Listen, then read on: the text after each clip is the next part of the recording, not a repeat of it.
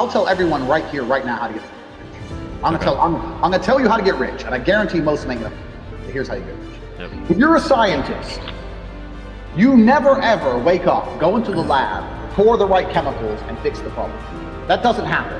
You go into the lab, you try some shit, it fucks up. You try some new shit, it fucks up, and you keep fucking around until something kind of works. Penicillin was a mold that grew on accident on top of an old experiment.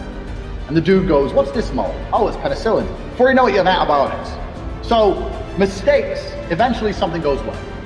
So I say this to people, look, how many ways have you tried to earn money? You earn money X way. How many other ways have you tried? Because you need to try a whole ton of ways, and you got to make a bunch of mistakes like a scientist does to find the thing that works.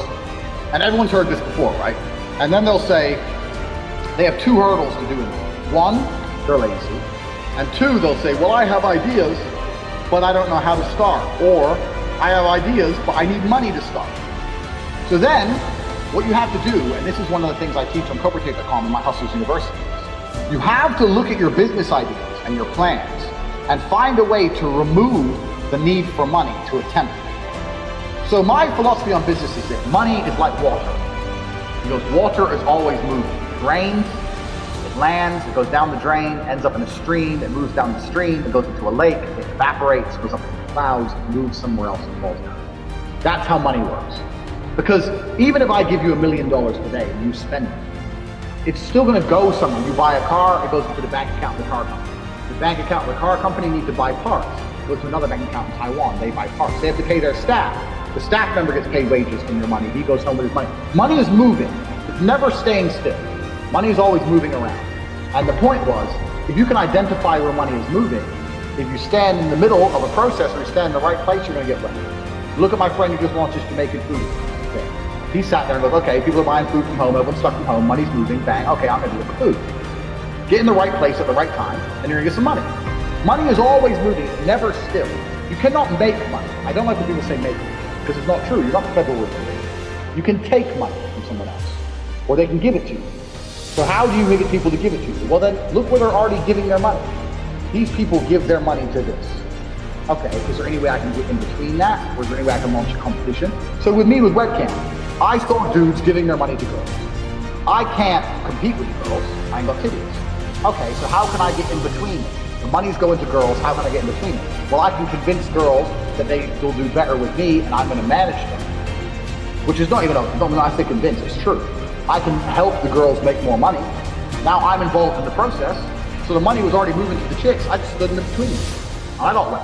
So it's just finding places money moves. Just whenever you talk to someone, they're talking about money they spend. Just be like, well, how can I get involved in this shit? You can do this a million different ways. And another thing I think people don't understand about money is that you can never truly save yourself rich. You can only earn yourself rich. So when I see on Twitter and they're like, how to like these Twitter accounts, money advice. If you don't buy a Starbucks each day and put it in a high interest account, in 8 years you'll have $15,000. Listen, I have $2.3 million in cars. So if you, I'm not a calculator right here. So let's say I have $2.3 million in cars. So let's say you earn $10,000 a month, and somehow you manage to live your life and never, ever spend a penny. You live for free, you eat for free, you go to work for free, you never buy clothes, you never need transport, nothing, completely for free. It's still gonna take you 19 years of saving to buy my car. It's just not feasible. You don't get to the top by saving money. You get to the top by earning it. Now, I'm not saying don't save money. I'm not saying be irresponsible. My point is, if you're sitting there going, how do I be a millionaire? You should not be sitting there going, well, I want to be a millionaire so I can save. No, you be a millionaire so you need to earn more. It's a big difference. You're never going to save your way to the top on a normal job. So a lot of people can't think, well, I know if I cut down to my savings, it's like, bro, you add an extra $15 a week to your savings, it ain't gonna change your life in any way, you know? So that's one of the other attitudes.